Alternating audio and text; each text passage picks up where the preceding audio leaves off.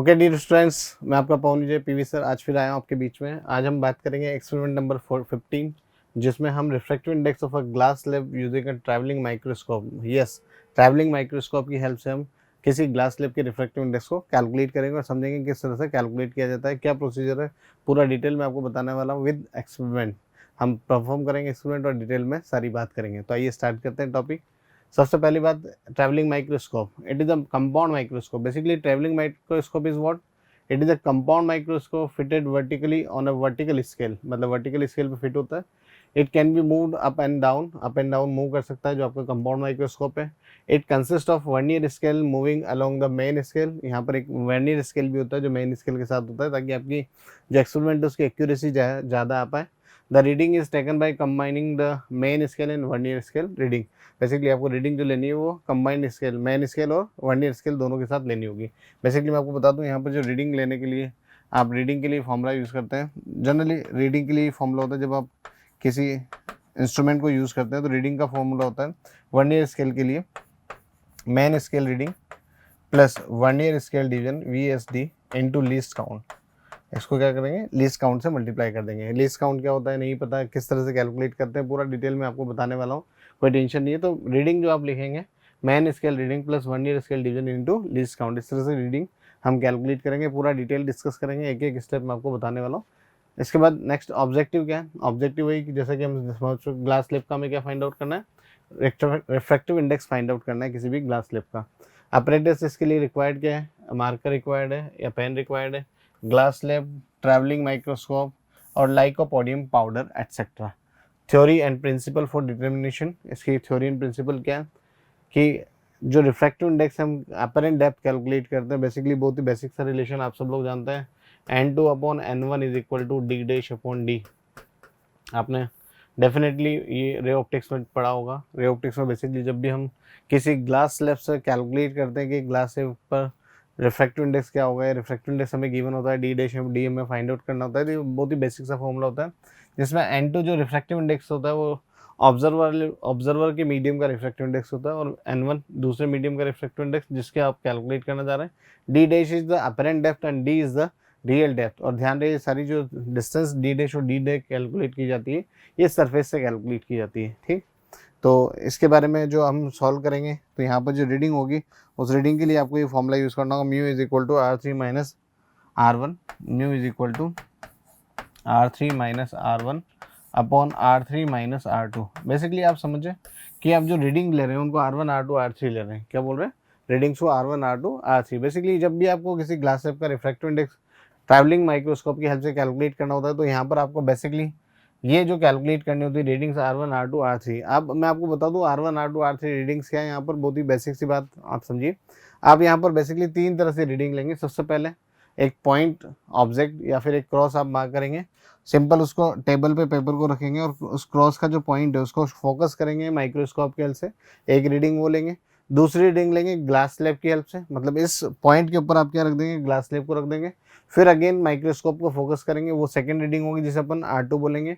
और R3 reading जो होगी वो है बेसिकली लाइकोपोडियम पाउडर को यूज़ करके। मतलब लाइकोपोडियम पाउडर बेसिकली हम यहाँ पर यूज़ करते हैं ग्लास स्लैब के ऊपर, यहाँ पर लाइकोपोडियम पाउडर डाल देते हैं ताकि उसको हम फोकस करके उसकी रीडिंग ले पाएँ, उससे हम समझ पाएँ कि ग्लास स्लैब जो है एक्चुअल में उसकी टॉप जो है किस पोजीशन पर है। तो वो पोजीशन यहाँ पर R3 रीडिंग होगी। तो आप ध्यान रखिए R3 R1 R2 ये रीडिंग्स क्या हैं, क्योंकि अगर नीट में इससे रिलेटेड कोई सवाल भी पूछा जाता है तो R1 R2 R3 के बारे में आपको मालूम होना ही चाहिए।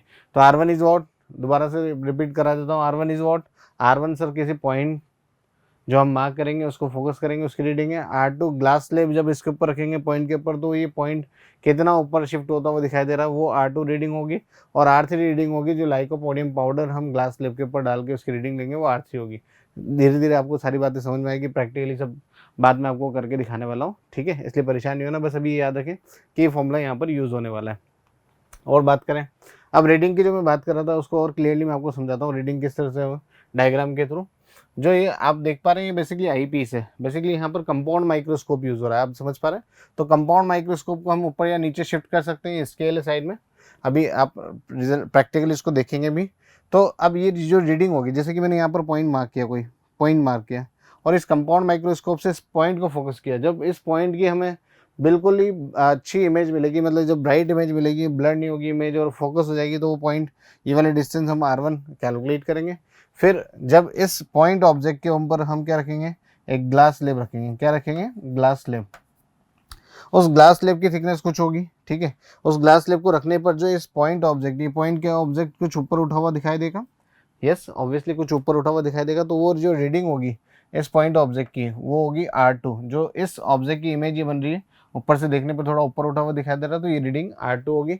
और थर्ड रीडिंग जो आप लेंगे वो लाइकोपोडियम पाउडर, जो ये पाउडर लिखा हुआ है, इसका मतलब लाइकोपोडियम पाउडर आप इस ग्लास स्लैब के ऊपर यहाँ पर डाल देते हैं ना, इस तरह से। और फिर क्या करते हैं, फिर से जो कंपाउंड माइक्रोस्कोप उससे फोकस करते हैं, फिर रीडिंग लेते हैं और आपके पास R3 आता है। तो इस तरह से R1, R2 और R3 रीडिंग्स होती है, जो आप डिटेल में आगे हम डिस्कस करने वाले हैं। तो आपको ये R1, R2, R3 के बारे में मालूम होना चाहिए, ताकि कोई भी सवाल अगर एग्जाम में आता है तो आपको बिल्कुल क्लियरली ये फॉर्मूला और रिलेशंस मालूम हो। अब इसका प्रोसीजर मैं आपको पूरा डिटेल में सारी बात बताऊंगा इसी, ठीक है। तो प्रोसीजर तो मैं एक्सपेरिमेंट में आपको बता ही रहा हूँ, ठीक। तो ये सारी एक्सपेरिमेंट्स रिजल्ट्स हैं, ओके। तो प्रोसीजर तो मैं आपको डिटेल में सारा बताने वाला हूँ, बिल्कुल इंस्ट्रूमेंट के साथ तैयार हो जाइए। आपको पूरा इंस्ट्रूमेंट के साथ मैं आपको यहाँ पर करके दिखाऊंगा, रीडिंग लेंगे और हम कैलकुलेट करेंगे रिफ्रैक्टिव इंडेक्स ऑफ ग्लास से। ओके डी स्टूडेंट्स, तो अब हम बात करेंगे इस एक्सपेरिमेंट के बारे में डिटेल में। ये बेसिकली आप देख पा रहे हैं ट्रैवलिंग माइक्रोस्कोप। इस ट्रैवलिंग माइक्रोस्कोप की हेल्प से हम किसी ग्लास स्लैब, जैसे कि आप देख पा रहे हैं ग्लास स्लैब, इस ग्लास स्लैब का हम रिफ्रैक्टिव इंडेक्स को कैलकुलेट करेंगे। किस तरह से रिफ्रैक्टिव इंडेक्स को कैलकुलेट किया जाता है वो पूरा प्रोसेस मैं आपको बताने वाला हूँ, और किस तरह से रीडिंग ली जाती है, किस तरह से मेजरमेंट यहाँ पर किया जाता है, वो सारा आपको मैं डिटेल में आपको बताऊंगा स्टेप बाय स्टेप। तो आइए देखिए, सबसे पहली बात तो हम इस ट्रैवलिंग माइक्रोस्कोप की वर्किंग को समझते हैं कि इसमें किस तरह से पैरामीटर्स होते हैं और हमें किस तरह से कैलकुलेट करना होता है। तो सबसे पहले देखिए, यहाँ पर देखिए आप, ये जो माइक्रोस्कोप है लेफ्ट राइट भी मूव कर सकता है, मतलब इसको आप इस नॉब की हेल्प से लेफ्ट और राइट मूव करवा सकते हैं। बट हमारी जो रिक्वायरमेंट है उसमें लेफ्ट और राइट मूवमेंट की नहीं है। हमारी रिक्वायरमेंट है कि हम इस ट्रैवलिंग माइक्रोस्कोप को सिर्फ अप एंड डाउन मूव करवाएंगे, क्योंकि आप सब लोग जानते हैं कि अपेरेंट शिफ्ट और रियल शिफ्ट जिसकी हेल्प से हम ग्लास का रिफ्रैक्टिव इंडेक्स कैलकुलेट करेंगे, उसके लिए हमें सिर्फ वर्टिकल हाइट की रिक्वायरमेंट होती है। इसलिए इस ट्रैवलिंग माइक्रोस्कोप की आप मूवमेंट को अप एंड डाउन इसकी हेल्प से इस तरह से कर सकते हैं, या इस नॉब की हेल्प से भी आप अप एंड डाउन कर सकते हैं। दूसरी बात, इस इंस्ट्रूमेंट में आप देख पा रहे हैं यहाँ पर, जैसा कि आप देख पा रहे हैं, मैं आपको दिखाता हूँ। ये यहाँ पर ये जो है इसको थोड़ा सा अपन देखेंगे, तो यहाँ पर ये आप देख पा रहे हैं, ये वर्नियर कैलिपर से, थोड़ा जूम करके मैं आपको दिखाता हूँ। आप देखिए वर्नियर कैलिपर से, वर्नियर कैलिपर्स की रीडिंग आप देख पा रहे हैं। ये बहुत ही छोटा स्केल होता है जिससे हम एक्यूरेसी लेवल पर जा सकते हैं और रीडिंग्स ले सकते हैं। दूसरा, ये वाला जो आप स्केल देख रहे हैं, ये वाला स्केल जो होता है ये मैन स्केल होता है, इसको हम बोलते हैं मैन स्केल। दूसरी बात, यहाँ पर ये जो आप देख पा रहे हैं ये लेंस, बेसिकली मैग्नीफाइंग ग्लास है, जिसका यूज़ सिर्फ ये है कि आप जो यहाँ से रीडिंग देखेंगे, वो रीडिंग जब आप इस ग्लास से देख रहे होंगे तो आपको देख पा रहे होंगे रीडिंग आपको बड़ी दिखाई दे रही है। तो इस मैग्नीफाइंग ग्लास का सिर्फ यूज़ ये है कि इससे रीडिंग आपको क्या दिखाई दे रही है, बड़ी दिखाई दे रही है। और दूसरी बात, यहाँ पर एक आपके पास जो माइक्रोस्कोप होता है, सॉरी माइक्रोस्कोप होता है, ये ट्यूब जो होती है इसको हम बोलते हैं माइक्रोस्कोप। इस माइक्रोस्कोप की हेल्प से हम यहाँ पर एक्सपेरिमेंट को परफॉर्म करते हैं, और इस ट्यूब को हम क्या कर सकते हैं, इस नॉब की हेल्प से अप एंड डाउन शिफ्ट करके हमारे जो ऑब्जेक्ट है उसको फोकस कर सकते हैं, ठीक है। तो ये बेसिकली इंस्ट्रूमेंट है, किस तरह से रीडिंग लेनी है और किस तरह से आपको यहाँ पर इस ग्लास स्लैब का रिफ्रैक्टिव इंडेक्स कैलकुलेट करना है, आइए डिटेल में उसको डिस्कस करते हैं। ओके स्टूडेंट्स, अब देखिए सबसे पहली स्टेप आपको क्या करनी है। पहली स्टेप ये है कि आपको यहाँ पर एक इस तरह से क्रॉस बनाना है, और इस क्रॉस पर आपको एक डॉट बनाना है, उस डॉट को फोकस करना है माइक्रोस्कोप की हेल्प से। किस तरह से फोकस करेंगे, इस क्रॉस को बेसिकली आपको माइक्रोस्कोप के नीचे रखना है। माइक्रोस्कोप के नीचे रखकर फिर इस माइक्रोस्कोप को आप एडजस्ट करेंगे, और एडजस्ट किस तरह से करेंगे मैं आपको उसका डिटेल दिखाता हूँ। ओके, अब सबसे पहले आप क्या करिए, इस सिंपल जो आपके पास यहाँ पर माइक्रोस्कोप है, इस ट्यूब को इस तरह से इस नॉब की हेल्प से जितना मैक्सिमम ये ऊपर शिफ्ट हो सकती है इसको ऊपर शिफ्ट कर दें, और इसको यहाँ से नॉब को टाइट कर दें, ताकि ये जो आपका माइक्रोस्कोप है ये फिक्स हो जाए। अब आपको क्या करना है, इसकी हेल्प से इसको शिफ्ट करना है ऊपर या नीचे। बेसिकली नीचे था तो मैं इसको ऊपर शिफ्ट कर रहा हूँ।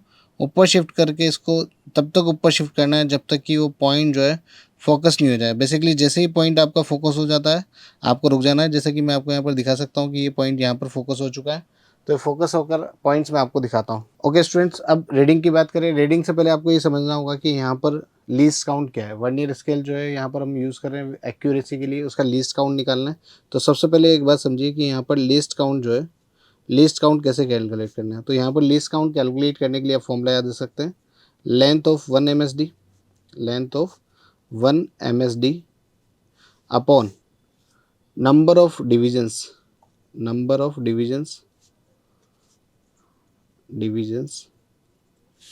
On vernier scale, on vernier scale. तो यहाँ पर आप ध्यान से समझिए।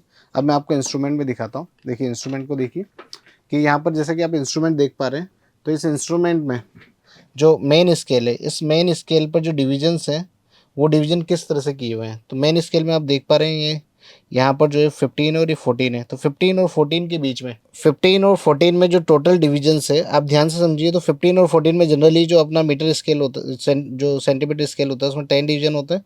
पर आप ध्यान से समझिए तो यहाँ पर टोटल 20 स्केल्स गिवन है। तो मेन स्केल डिवीजन जो कितने हैं, 20 गिवन है। दैट मीन्स 1 सेंटीमीटर को 20th पार्ट में डिवाइड किया है। तो इसलिए मेन स्केल की जो रीडिंग हो जाएगी 1/20 सेंटीमीटर हो जाएगी। 1/20 centimetre that will B 0.05 centimetre, 0.05 centimetre. दूसरी बात यहाँ पर आप ध्यान समझिए, तो ये वाला जो आपका स्केल है, ये वाला स्केल कौन सा स्केल है, वर्नियर स्केल है। इस वर्नियर स्केल में आप देखिए टोटल यहाँ पर जो डिविजन्स है, जैसा कि आप देख पा रहे हैं यहाँ पर टोटल डिविजन्स जो है 50 डिविजन्स है ना।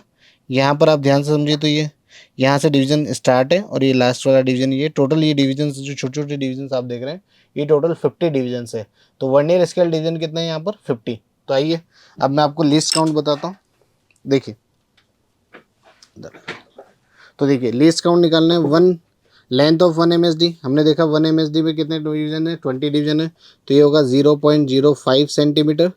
और वर्नियर स्केल पर टोटल कितने डिवीजन है सर, 50 डिवीजन है।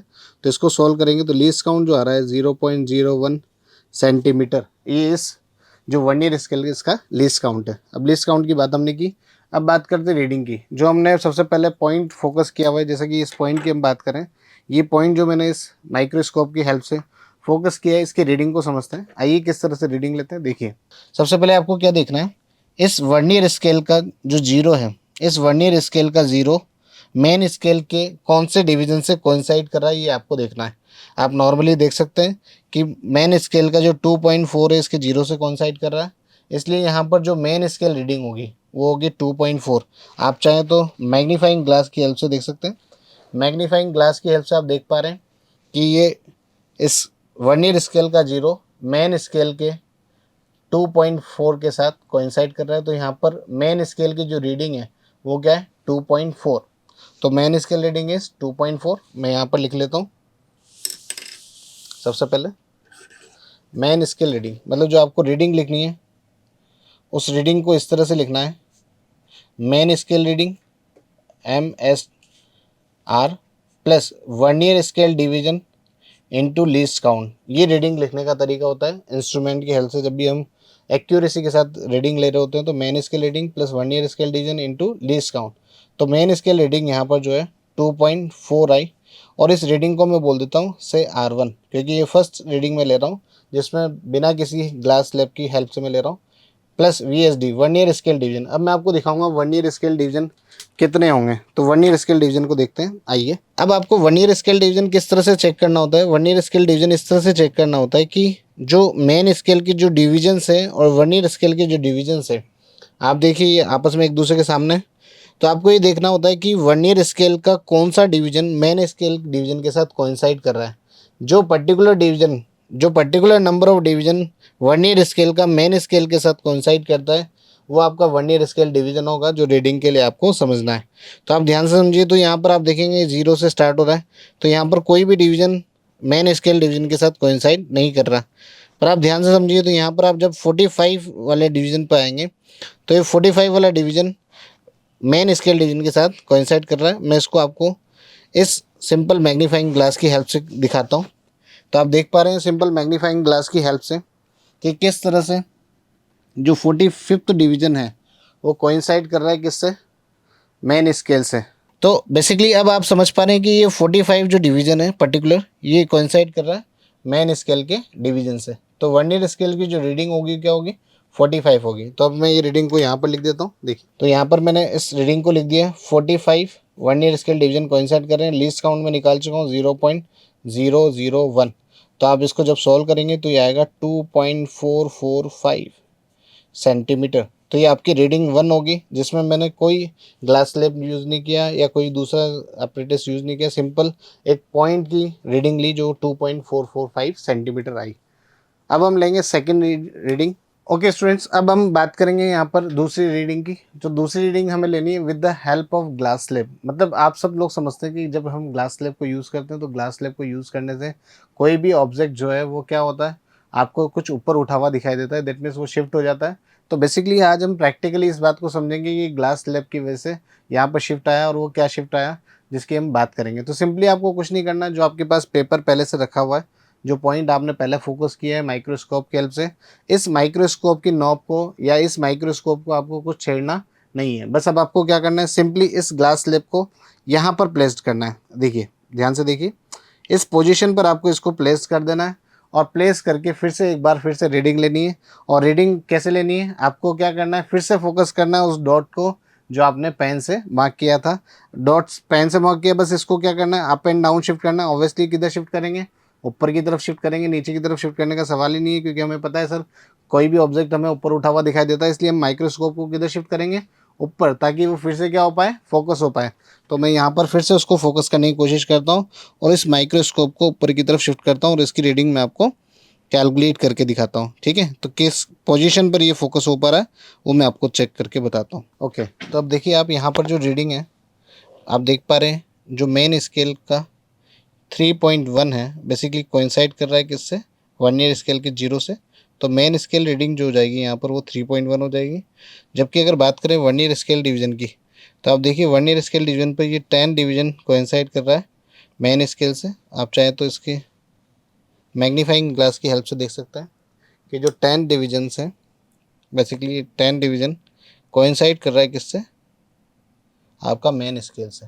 ये वाला डिवीजन एग्जैक्टली कोइंसाइड कर रहा है, बाकी और एग्जैक्टली कोइंसाइड नहीं कर रहे हैं, इसलिए वर्नियर स्केल डिवीजन 10 यहाँ पर रीडिंग होगी इनटू लीस्ट काउंट। तो देखिए किस तरह से यहाँ पर रीडिंग लिखेंगे। ओके, तो विद द ग्लास स्लैब, अगर हम बात करें ग्लास स्लैब, तो जब हमने ग्लास स्लैब यूज़ किया तो उस रीडिंग को अगर मैं R2 बोलूँ, तो मेन स्केल रीडिंग कितनी है, 3.1 है, plus vernier scale division 10 coincide कर रहे हैं, और इसका लीस्ट काउंट कितना, 0.01। तो इसको फाइनली सोल्व करेंगे तो ये आएगा 3.11 सेंटीमीटर। तो ये विद ग्लास स्लैब रीडिंग आ गई, जिसको हमने R2 बोलिया। अब एक और यहाँ पर रीडिंग आपको चाहिए, जो जिसे हम R3 बोलेंगे। ठीक है, अब उस रीडिंग के बारे में बात करते हैं। ओके स्टूडेंट्स, अब जो हमें रीडिंग लेनी है वो थर्ड रीडिंग लेनी है, लाइकोपोडियम पाउडर, जो यहाँ पर मैंने यहाँ पर यूज़ किया है। इस पाउडर को आपको क्या करना है, सिंपली ग्लास स्लैब के ऊपर इस तरह से डाल देना है। ग्लास स्लैब के ऊपर आप लाइकोपोडियम पाउडर थोड़ा सा डाल दें, बिल्कुल थोड़ा सा पाउडर आपको डालना है, और फिर रीडिंग लेनी है। रीडिंग किस तरह से लेनी है, वही आपको क्या करना है, रीडिंग किस तरह से लेनी है, अब आपको लाइकोपोडियम पाउडर को क्या करना है, फोकस करना है। फिर से आप क्या करेंगे, माइक्रोस्कोप को ऊपर और नीचे की तरफ शिफ्ट करेंगे, ऑब्वियसली ऊपर की तरफ शिफ्ट करना पड़ेगा, पर अब इस बार आपको पॉइंट को फोकस नहीं करना है। इस बार ध्यान रखना कि आपको फोकस करना है किसको, लाइकोपोडियम पाउडर को। और लाइकोपोडियम पाउडर को फोकस करें, जैसे फोकस हो जाए लाइकोपोडियम पाउडर, तो उस रीडिंग को क्या करें, नोट करें। तो मैं उसको फोकस कर रहा हूँ, फिर आपको दिखाता हूँ लाइकोपोडियम पाउडर। अब देखिए, बेसिकली इसमें जो रीडिंग आप देखेंगे, रीडिंग क्या है, ये 4.1, और उसके बाद एक छोटा वाला जो यहाँ पर है, ये इस जीरो के साथ मैच कर रहा है, तो 4.15। आप देखिए जीरो के साथ बिल्कुल कोइंसाइड हो रहा है, 4 उसके बाद 1 और हाफ, तो 4.15 ये कोइंसाइड कर रहा है। तो मेन स्केल रीडिंग हो जाएगी 4.15। और वर्नियर स्केल रीडिंग में आप देखिए यहाँ पर जो नंबर 25 है, 5, 10, 15, 20, 25, ये वाली जो वर्नियर स्केल डिवीजन है, ये कोइंसाइड कर रहा है basically, vernier scale division main scale division के साथ कोइंसाइड कर रहा है। मैं आपको इस पर भी दिखा देता हूँ, मैग्नीफाइंग ग्लास पर आप देखिए, 5, 10, 15, 20, 25, ये वाला vernier scale division main scale division के साथ एग्जैक्टली कोइंसाइड कर रहा है, आप देख पा रहे हैं। तो यहाँ पर वर्नियर स्केल डिवीजन 25 नंबर का कोइंसाइड कर रहा है। तो देखिए किस तरह से रीडिंग होगी। तो विद लाइकोपोडियम पाउडर यहाँ पर जो रीडिंग होगी उसको अगर मैं R3 बोलूँ, तो रीडिंग होगी मेन स्केल रीडिंग। रीडिंग लिखने का तरीका एक स्टैंडर्ड रहेगा, main scale reading and plus vernier scale division into least count. तो यहाँ पर ये था आपका basically 4.15 plus 25 division vernier scale coincide कर रहे हैं, और 0.01। तो इसको सोल्व करेंगे तो ये आएगा 175 सेंटीमीटर। तो ये आपकी थर्ड रीडिंग इस तरह से ली। ओके स्टूडेंट्स, ये हमारे पास तीनों रीडिंग्स आ चुकी है। अब इन रीडिंग से किस तरह से हम रिफ्रैक्टिव इंडेक्स कैलकुलेट करेंगे वो मैं आपको बताता हूँ। बेसिकली आप थ्योरेटिकली ये बात समझते हैं कि n2/n1 is equal to the d dash upon d। ये बेसिक फॉर्मूला होता है जो आप सभी लोगों को मालूम होगा, नहीं मालूम है तो मालूम होना चाहिए। जब भी हम किसी मीडियम में, मतलब जब कभी किसी मीडियम में कोई हम ऑब्जेक्ट को प्लेस करते हैं, फॉर एग्जांपल इस तरह से, जैसे सपोज एक ऑब्जेक्ट है, इस ऑब्जेक्ट को हमने यहाँ पर प्लेस किया, सपोज इस वाटर मीडियम में हमने प्लेस किया है, किसी मीडियम में प्लेस किया है, तो ये वाली जो डिस्टेंस होती है, ये एक्चुअल डिस्टेंस होती है, इसे हम बोलते हैं डी। और ये अपरेंट डेप्थ जो होती है उसे हम बोलते हैं डी डैश। और n2 होता है यहाँ पर, n2 इज वॉट, ऑब्जर्वर के मीडियम का रिफ्रैक्टिव इंडेक्स। n2 होता है ऑब्जर्वर के मीडियम का रिफ्रैक्टिव इंडेक्स। तो ऑब्जर्वर का मीडियम क्या है, हम ऑब्जर्वर हम कहाँ से देख रहे थे, एयर से, तो refractive index 1 upon refractive index of glass हमें कैलकुलेट करना है, म्यू ऑफ ग्लास यहाँ पर हमें कैलकुलेट करना है, is equal to D dash upon D. तो आप ध्यान से समझिए, तो यहाँ पर हमारे पास म्यू ऑफ ग्लास के लिए जो फॉर्मूला आ गया, mu of glass will be, basically यहाँ से आप इसको इधर रेसिप्रोकल कर दें तो डी अपॉन डी डैश हो जाएगा। D is what, D basically sir यहाँ पर रियल डेप्थ है, और डी डैश जो है वो अपरेंट डेप्थ है। ठीक, अब रियल डेप्थ और अपरेंट डेप्थ अगर आप ध्यान समझें तो रियल डेप्थ की अगर मैं बात करूं तो रियल डेप्थ इस रीडिंग से किस तरह से आ सकती है, तो आप ध्यान समझे तो R3 minus R1, R3 minus R1, जो R1 रीडिंग है बेसिकली रीडिंग किसकी है, जब आपने कोई ग्लास स्लैब को यूज़ नहीं किया है और आपने पॉइंट की रीडिंग ली थी, वो R1 है। और R3 जो रीडिंग है वो लाइकोपोडियम पाउडर के साथ रीडिंग है R3। तो R3 माइनस R1 ये आपकी रियल डेप्थ है। और अपरेंट डेप्थ के लिए जो रिलेशन होगा अपरेंट डेप्थ वो कितना होगा, R2 minus R1, sorry R3 minus R2। R3 minus R2 क्यों होगा, क्योंकि बेसिकली आप एक बात समझिए कि अपरेंट डेप्थ जो हम हमेशा कैलकुलेट करते हैं वो कहाँ से कैलकुलेट करते हैं, सरफेस से। तो ये लाइकोपोडियम पाउडर जो है सरफेस पर हमने डाला था, और ये जो R2 है ये डिस्टेंस हमारे पास कहाँ से है, सरफेस से आई। किसकी आई, जब हमने ग्लास स्लैब को यूज़ किया तो फोकस किया तो वो R2। तो बेसिकली ये जो फॉर्मूला आपका हो जाना है ये इस तरह से हो जाना है, R3 minus R1 upon R3 minus R2। बस अब क्या करनी है, वैल्यू पुट करनी है, और ग्लास स्लैब का यहाँ पर हमारे पास रिफ्रैक्टिव इंडेक्स आ जाएगा। तो जिस चीज़ का हमें वेट था वो प्रोसेस हम कर रहे हैं, वैल्यू पुट कर देता हूँ। देखो R3 की वैल्यू कितनी है, R3 की वैल्यू है सर 4.175 माइनस R1 की वैल्यू हमने कैलकुलेट की 2.445 अपॉन R3 की वैल्यू फिर से 4.175, और R2 की जो वैल्यू है, R2 की वैल्यू 3.11 है। इसको सॉल्व करना है, तो इसको सॉल्व करने के बाद हमारे पास जो आ रहा है 1.73 अपॉन ये हो जाएगा 1.065। तो इसको फाइनली जब सॉल्व करेंगे तो सॉल्व करने के बाद ये आएगा 1.62441315। तो ये basically refractive index of glass है। आइडियल सिचुएशन में आप सब लोग जानते हैं ग्लास स्लैब का जो रिफ्रैक्टिव इंडेक्स होता है 1.5 के आसपास होता है, बट इस रीडिंग में जब हमने यहाँ पर लिया इस मटेरियल का रिफ्रैक्टिव इंडेक्स हमारे पास 1.62 आ रहा है। मैंने और भी यहाँ पर रीडिंग्स आपके लिए लिए, मैं आपको रीडिंग्स दिखा देता हूँ डायरेक्टली। आप देखिए रीडिंग्स, बहुत सारी रीडिंग्स आप लेंगे, जितनी रीडिंग्स आप लेंगे उतना ही आपका परफेक्शन रहेगा, एरर उतनी ही कम होगी। तो विदाउट ग्लास स्लैब यहाँ पर मैंने रीडिंग को R1 बोला। अब ये मैंने यहाँ पर रीडिंग ली 1 2 3 4। जो फर्स्ट रीडिंग जैसे कि मैंने आपको पूरा डिटेल में दिखाया कि 2.445 सेंटीमीटर आता है। दूसरी रीडिंग इसी तरह से ली, थर्ड रीडिंग, फोर्थ रीडिंग, ठीक है, ये रीडिंग्स ली। फिर ग्लास स्लैब के साथ फिर से मैंने कितनी रीडिंग्स ली, 4, 1 2 3 4, ये 4 रीडिंग्स के साथ ली ग्लास स्लैब के साथ। ये बेसिकली R2 की वैल्यूज़ है। और फिर थर्ड रीडिंग हमने ली लाइकोपोडियम पाउडर की, वो भी कितनी रीडिंग, 1 2 3 4, ये 4 रीडिंग्स फिर से यहाँ पर आप देख पा रहे हैं। अब इन रीडिंग से फिर से मैं जब ग्लास स्लैब का रिफ्रैक्टिव इंडेक्स कैलकुलेट करूँगा, तो मैंने टाइम बचाने के लिए यहाँ पर ये रिफ्रैक्टिव इंडेक्स कैलकुलेट किए। तो आप ध्यान से देखिए, जब मैंने रिफ्रैक्टिव इंडेक्स कैलकुलेट किया जो मैंने आपको दिखाया डिटेल में 1.62441351 आ रहा, बट जब सेकंड रीडिंग यहाँ पर मैंने कैलकुलेट की तो आप देखिए ये जो रीडिंग आ रही है 1.5096, दैट मीन्स ये रीडिंग 1.50, दैट मीन्स जो ग्लास स्लैब का रिफ्रैक्टिव इंडेक्स होता है जिसे अपन 3/2 यूज़ करते हैं, जो आइडियल सिचुएशन में हम यूज़ करते हैं, वो अप्रोक्सीमेट आ रही है। ठीक है, तो इस तरह से ये μ3 μ4, और फिर आप और एक्यूरेट रीडिंग निकालना चाह रहे हैं तो इन सबका क्या कर लें, एवरेज कर लें। तो सारी रीडिंग्स क्या करें, μ1 μ2 μ3 μ4, ये सारे ग्लास स्लैब के रिफ्रैक्टिव इंडेक्स उनको 4 रीडिंग्स ली, 4 से डिवाइड कर दिया, तो फाइनली आपके पास जो आंसर आया वो आया 1.5 समथिंग। तो आप देखिए ग्लास स्लैब का जो रिफ्रैक्टिव इंडेक्स है वो 1.5 के आसपास ही होता है, और यहाँ पर हमने कैलकुलेट किया तो वो भी उसी के आसपास आ रहा है। तो इस तरह से हम यहाँ पर रीडिंग लेते हैं। ओके स्टूडेंट्स, अब प्रैक्टिस करते हैं कुछ क्वेश्चंस जो नीट में पूछे जा सकते हैं, जिस पैटर्न के सवाल आ सकते हैं, क्या हमें ध्यान रखना चाहिए, किस तरह के सवाल बन सकते हैं इस प्रैक्टिकल एक्सपेरिमेंट्स पर रिजल्ट। देखिए सबसे पहला सवाल, an experiment is perform to find refractive index of glass using a travelling microscope. In this experiment distance are measured by standard laboratory scale, a metre scale, screw gauge, a vernier scale provided on the microscope. तो basically जो आप distance calculate कर रहे हो किसकी help से calculate कर रहे हैं, वर्नियर स्केल की हेल्प से कैलकुलेट कर रहे हैं, इसलिए इसका आंसर होगा फोर्थ, क्योंकि आपने अभी एक्सपेरिमेंट में देखा यहाँ पर हम वर्नियर स्केल के साथ हम एक्सपेरिमेंट को परफॉर्म कर रहे हैं। ठीक है, तो आंसर इज फोर्थ। चलिए आगे बढ़ते हैं, करते हैं अगला सवाल। Okay students, next question. इस क्वेश्चन में बोला है mark on a table top is seen by student through a microscope at distance of 30 centimeter from the microscope seeing along the same vertical path. He puts a slab in between microscope and table top at an position. He found that he is to move the microscope by 5 centimeter away from the slab. See focused image of the same mark और refractive index 1.5 given है। Glass slab की thickness पूछी है, तो बहुत ही basic सा सवाल है।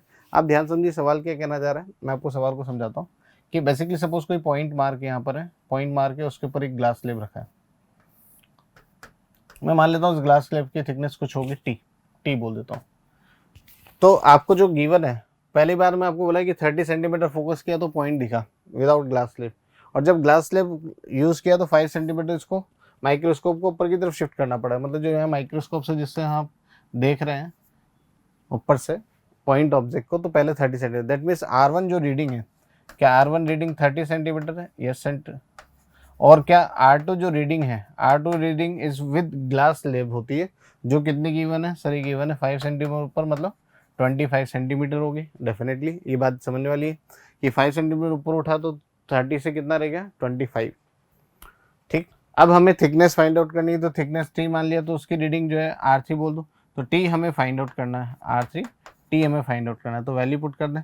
म्यू इज इक्वल टू क्या होता है sir? R3 minus R1 upon R3 minus R2 is equal to mu given है 1.5, दैट विल बी 3/2। R3 कितना? T minus 30 upon T minus 25, cross multiply कर दीजिए, तो ये कितना हो जाएगा? ये हो जाएगा 2t minus 60 is equal to 3t minus 75। तो ये हो गया basically sir 3t minus 2t और 75 माइनस 16, तो t विल बी 15 सेंटीमीटर। तो correct answer will be first option को राइट टिक करेंगे। Okay students, next question. देखिए नेक्स्ट क्वेश्चन में आपको इन्फॉर्मेशन गिवन है, student in experiment gets following observation, और यहाँ पर एम्प्टी बीकर के नीचे ऑब्जर्वेशन रीडिंग सी आपको गिवन है। आप ध्यान समझिए, तो रीडिंग ये R1 है, ये आपकी रीडिंग R2 है, और ये आपकी रीडिंग R3 है, और आपको रिफ्रैक्टिव इंडेक्स फाइंड आउट करना। बहुत ही बेसिक सा सवाल। अब आप समझिए कि ये इंपॉर्टेंस है एक्सपेरिमेंट्स की, कि आपको ये फॉर्मूलाज या इन एक्सपेरिमेंट्स के बारे में इस तरह से मालूम होना चाहिए। अगर ये मालूम नहीं होगा तो इस तरह के सवाल आप एग्जाम में कर पाए ऐसा ज़रूरी नहीं है, और आपको कहीं ना कहीं कंफर्टेबल भी नहीं रहेगा, तो इसलिए आपको ये आना ही चाहिए। तो R3 कितना है? R3 की वैल्यू गिवन है 13.895 माइनस ये गिवन है आपका कितना? R1 12.324 अपॉन 13.895 माइनस ये है आपका 12.802। ठीक है, तो इसको सॉल्व कर लेते हैं। तो इसको सॉल्व करेंगे तो फाइनली सॉल्व करने पर आएगा 1.43 समथिंग। तो correct answer will be fourth option is correct here. Okay students, next question. देखिए नेक्स्ट क्वेश्चन बोला है in experiment microscope is focused on a scratch on the bottom of the beaker, और आपको यहाँ पर ऑयल डालने पर ये पूछता है कि जो रिफ्रैक्टिव इंडेक्स होगा वो कितना होगा। उस ऑयल का रिफ्रैक्टिव इंडेक्स पूछा है, और 1.28 सेंटीमीटर उसने क्या किया? वर्टिकली इसको शिफ्ट किया है। ठीक, that means mu is equal to, आप ध्यान समझो तो रीडिंग जो होगी पहले कितनी थी? 4। ठीक, और बाद में 1.28 शिफ्ट करेंगे तो कितना हो जाएगा? 2.72। तो mu is equal to 4 upon 2.72। आप ध्यान समझिए 1.28 अगर शिफ्ट किया है उसको ऊपर की तरफ, तो एक्चुअल में जो डिस्टेंस होगा 4 माइनस 2 1.8 होगा। तो इसको सॉल्व करेंगे तो आएगा 1.47 समथिंग। तो correct answer will B third option is correct here. Okay students, next question. देखिए इस सवाल में बोलते हैं what is the cause of normal shift. Normal shift का कॉज क्या है? Reflection, refraction, dispersion, total internal reflection. बहुत ही बेसिक सा सवाल है, आप सब लोग जानते हैं इसका आंसर रिफ्रैक्शन ऑफ लाइट होगा, क्योंकि नॉर्मल जो शिफ्ट होता है वो just because of refraction of light होता है, लाइट बैंड कर जाती है, इसलिए वहाँ पर हम उसको नॉर्मल शिफ्ट वहाँ पर कैलकुलेट करते हैं। तो करेक्ट आंसर इज 2। चलिए बढ़ते हैं आगे, करते हैं अगला सवाल। Next question, on what factor apparent depth depends, किस बात पे अपरेंट डेप्थ डिपेंड करती है? थिकनेस, बिल्कुल सही बात है, थिकनेस पर डिपेंड करती है। नेचर ऑफ मीडियम, हाँ उस पर भी डिपेंड करेगी।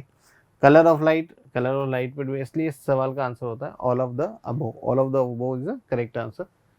ठीक है, बढ़ते हैं आगे, करते हैं अगला सवाल।